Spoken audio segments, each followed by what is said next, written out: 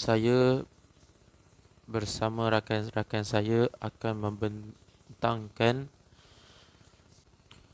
objektif perbahasan usul fiqh dan ijma'. Objektif yang pertama adalah untuk mengenali ilmu usul fiqh dan ijma'. Objektif yang kedua adalah permasalahan kedudukan ijma' dan kemusykilan yang terdapat di dalam ijma' itu. Objektif yang ketiga adalah untuk kita mengenali rukun ijma' dan syarat-syarat mujtahid dalam ijma'. Objektif yang keempat adalah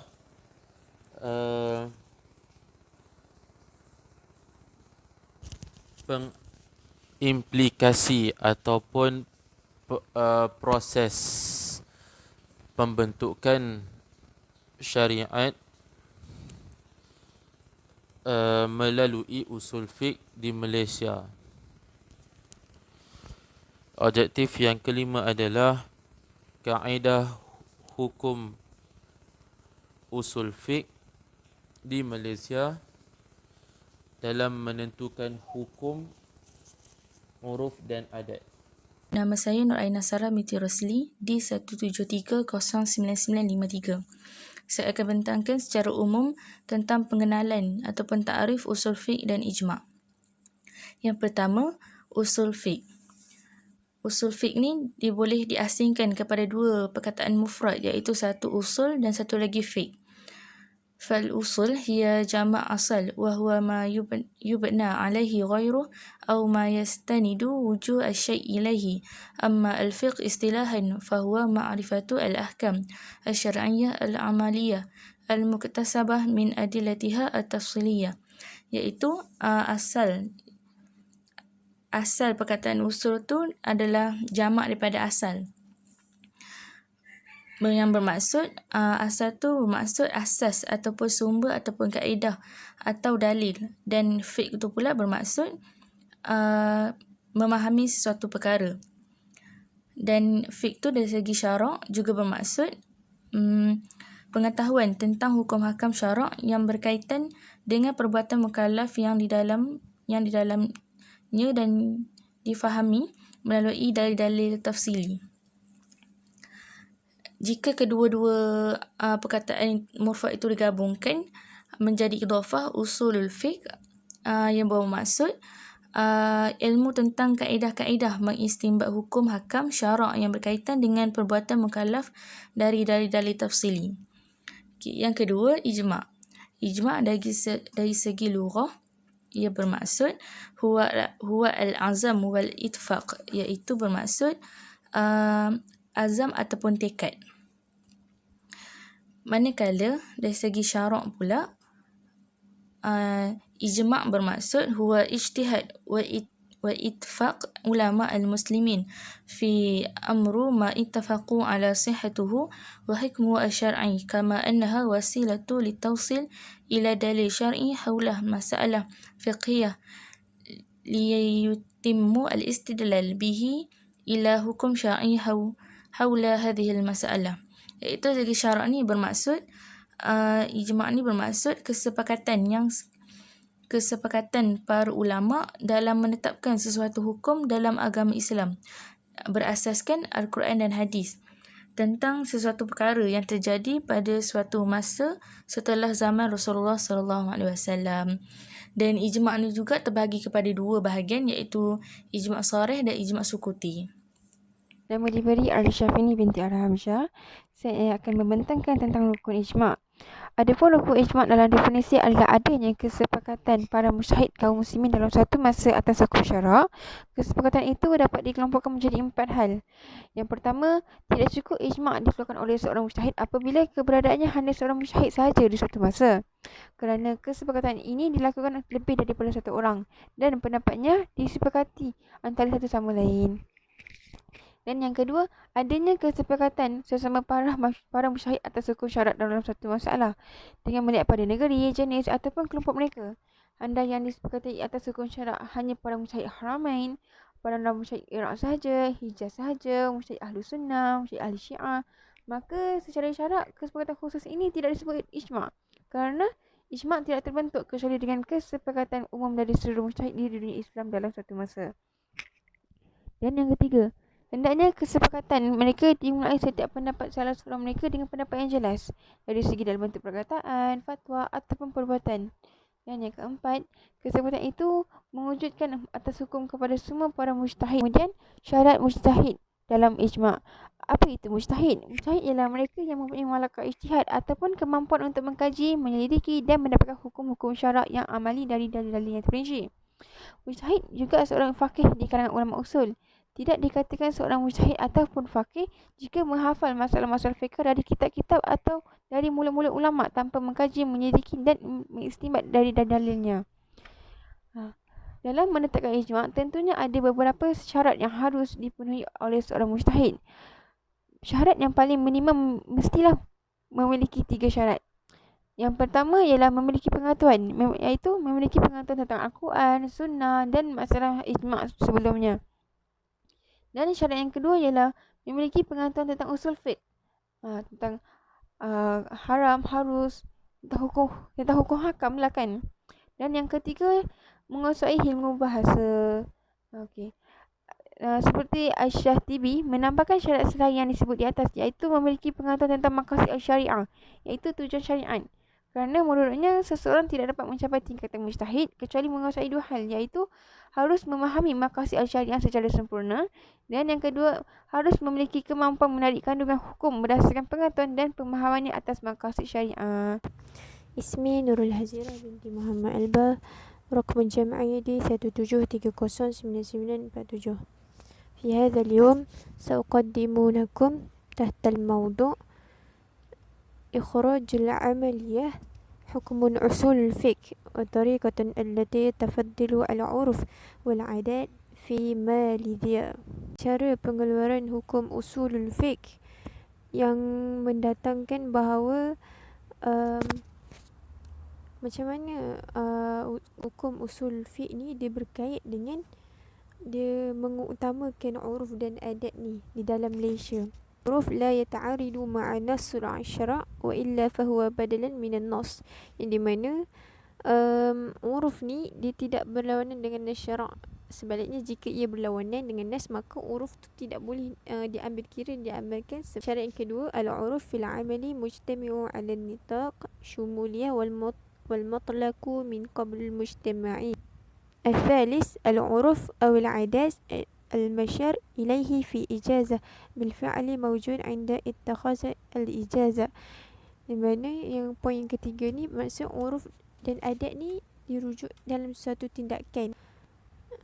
الرابع تفعل أن تكون الممارسات عامة طوال الوقت البلاد. Maksudnya poin keempat ni tidak wujud suatu perkataan maupun perbuatan yang berterusan yang berterus terang dalam menyalahi uruf, maka tidak haruslah berpegang dengan uruf sekiranya terdapat perkataan dan perbuatan yang mengedepankan penggunaan uruf dan adat. هذا العرف يجب أن تكون مطلوبا أخلاق حيث الزامية معه في العيون الإنسان. Yang di mana pengamalan uruf ni yang mestilah umum. Poin yang terakhir iaitu la yujadu ilma aw fi'lu wahidun wadihun khata'ul uruf. Yang di mana uruf ni dia di mana dia wajib beramal. Summa al-qawaid hukmun usul fiqh fi madhiya fil uruf wal adat. Ini adalah kaedah di mana hukum usul fiqh berkaitan lah dalam uruf dan adat ni. Antara kaedah-kaedah tersebut, wahid al-adah muhkamah, iaitu adat yang diperakui sebagai nilai hukum. Maksudnya setiap adat yang dilakukan tu mesti berkaitan dengan syara. Summa al-thani isti'malu an-nasi hujjatun yajibu al-amalu biha, di mana setiap amalan manusia ni menjadi sebagai hujah. Maksudnya hujah yang wajib lah untuk diamalkan. Summa al-thalis al-mumtani'u 'adatun kal-mumtani'u haqiqah. Maksud setiap perkara yang dilarang dalam adat tu adalah yang dilarang dalam realiti. Maksudnya setiap perkara yang dalam adat tu larang, tak boleh buat, maksudnya memang tak boleh buat. Dalam realitinya memang tak boleh buat. Ar-rabi' la yankiru tughayyiru al-ahkam bi taghayyiri azman. Itu di mana dia tidak boleh disangkal lah. Maksudnya tidak boleh disangkal berlaku perubahan dari segi hukum dengan sebab perubahan semasa. Semasa tu adalah perubahan daripada uruf dan adat tu lah. Summa al-haqiqatu tatriku bidalalatil adah, iaitu di mana makna yang hakikat ni ditinggalkan kerana petunjuk kepada sesebuah adat resam tu. Summa innama tu'tabiru al-'ada idza arastu aw ghalibas, yakni maksudnya sungguhnya setiap adat tu diambil kira. Saya Nurafidah binti Muhammad di 17310-464. Saya akan menyambung pembentangan dengan tajuk kemungkinan terjadinya ijma' dan permasalahannya. Baiklah, bagi sebagian besar ulama ijma' sangatlah mungkin untuk terjadi ijma' itu, dan bagi mereka tidak susah untuk merealisasikannya. Ini kerana sebab ijma' secara aktual dia pernah dilakukan oleh para ulama terdahulu, bahkan pada zaman sahabat. Sebagian ulama pula ada juga yang mengingkari adanya ijma', sebagaimana pendapat Ibnu Hazm dalam bukunya Al-Hakam, dan ada juga yang sebahagiannya meyakini bahawa ijma' itu tidak akan terjadi. Contohnya seperti Al-Nazm dan sebahagian ulama Syiah. Hal ini sebagaimana disebutkan oleh Abdul Wahab Khalaf dalam bukunya. Berikut ini adalah beberapa alasan pendapat mereka bahawa ijma' tidak mungkin terjadi. Yang pertama, tiadanya ukuran atau sandaran yang disepakati oleh para ulama untuk mengetahui adakah seseorang itu telah mendapat gelaran mujtahid dengan ketinggian atau kedalaman ilmu yang dimiliki oleh masing-masing ulama. Tidak ada lembaga formal yang menetapkan gelaran mujtahid, sehingga untuk membezakan antara mujtahid dengan yang bukan mujtahid itu agak sukar untuk dipastikan. Yang kedua, kalaupun ada lembaga formal yang dapat menentukan seseorang itu telah mendapat gelaran mujtahid, tapi untuk mengumpulkan semua pendapat dari semua mujtahid itu juga satu masalah yang memerlukan ketetapan hukum, dan itu bukanlah satu perkara yang boleh diambil remeh-temeh. Sebab macam mana untuk menghimpun semua pendapat para mujtahid itu perlu dikumpul dengan yakin, dan mereka pula berada di negara-negara yang sangat jauh antara satu sama lain. Yang ketiga, kalaupun pendapat semua mujtahid ini dapat dihimpun dengan cara yang meyakinkan, dengan cara kerjasama antara negara-negara yang menjadi tempat mujtahid, hal ini memerlukan waktu yang agak panjang. Dengan demikian, tiada jaminan bahawa mereka tidak akan berubah fikiran atau berubah pendapat sampai semua pendapat atas suatu masalah itu dapat dikumpulkan. Jika salah satu di antara para mujtahid berubah pendapat, maka secara otomatik ijma' itu akan batal.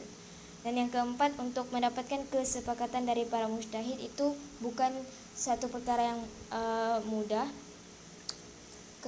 Dan ijma' pula merupakan, yang seperti kita tahu, ijma' ini adalah kesepakatan dari semua para mujtahid pada satu generasi untuk satu hukum syara'.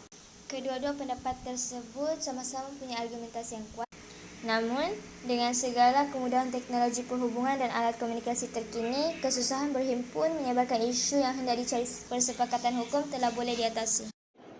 Nama saya Siti Nofitra binti Sofyan, nombor matrik D17309-802. Okey, saya akan huraikan secara keseluruhannya.